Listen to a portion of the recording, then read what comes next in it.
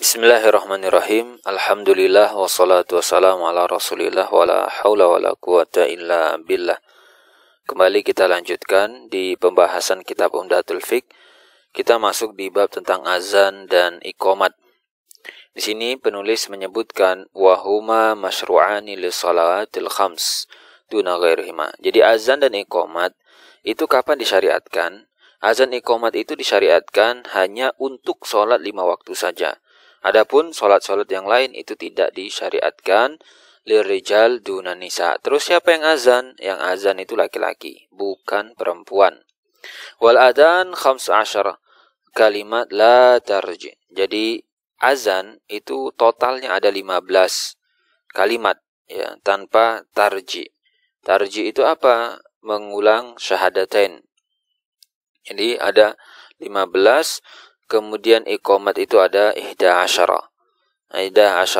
yaitu ada 11 kalimat.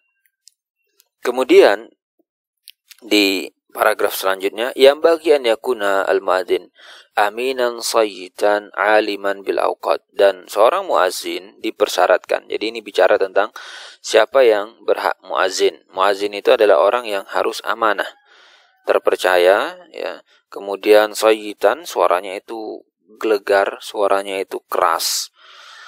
Dan kemudian orang yang aliman, tahu waktu sholatnya kapan datangnya. Jangan sampai di azan belum masuk waktu sholat. Kemudian yusahab an yu'adzin qaiman. Kemudian dianjurkan, jadi disunnahkan. Berarti azan berdiri itu hukumnya sunnah. Jadi azan berdiri, kemudian juga mutatahiran, juga disunnahkan itu dia sudah suci. Ka'ala mawdi'in alin, kemudian di tempat yang tinggi katanya. Mustaqbil kiblah, kemudian menghadap ke kiblat. Faida balagal, kalau kemudian sampai kepada hay'alah, kepada kata-kata atau kalimat hay'alah. Hay'alah itu apa? Hay'alah shalah dan hay'alal falah. Nah, maka apa yang harus dia lakukan? Iltafata yaminan wa shimalan. Berarti ketika dia mengucapkan hayal as-shalah dan hayal al-falah, dia menghadap satu ke kanan, noleh ke kanan, satu ke kiri. Kemudian di poin berikutnya yang terkait dengan azan juga adalah tidak boleh menggeser la yuzul qadamai, kedua kakinya, atau posisi telapak kaki.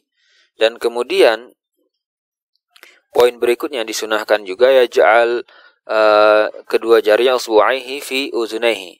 Dua jarinya itu diletakkan di masing-masing lubang di telinganya ya.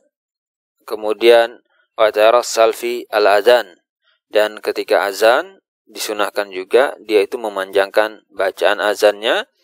Dan wayahdur al-iqamah, untuk iqamat maka dipendekkan bacaannya tadi.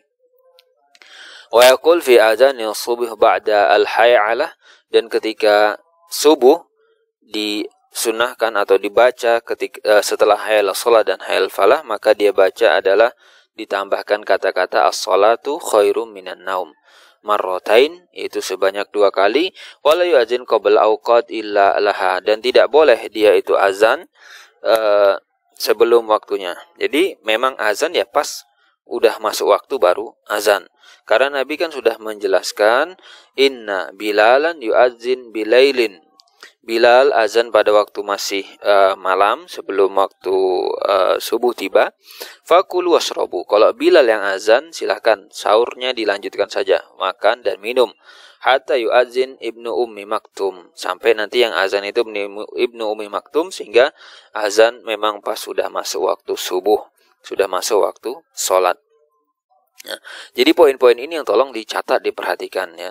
Nanti misalkan yang satu kok memasukkan jari ke telinga, yang satu enggak, dan seterusnya. Itu bagaimana penjelasan hukumnya di sini sudah disebutkan oleh beliau. Ya. Nah, di sini tarji tadi itu fil azan tikror syahadatain. Jadi kita mengulang 2 kalimat syahadat tadi. Kemudian yustahab liman sami'al muadzin an yaqula kama yaqul.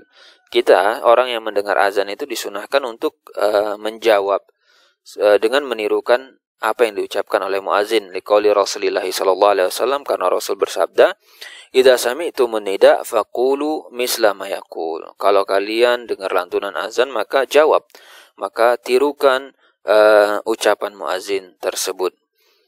Baik, nanti bicara tentang syaraitus shalah, syarat-syarat salat kita lanjutkan di video berikutnya.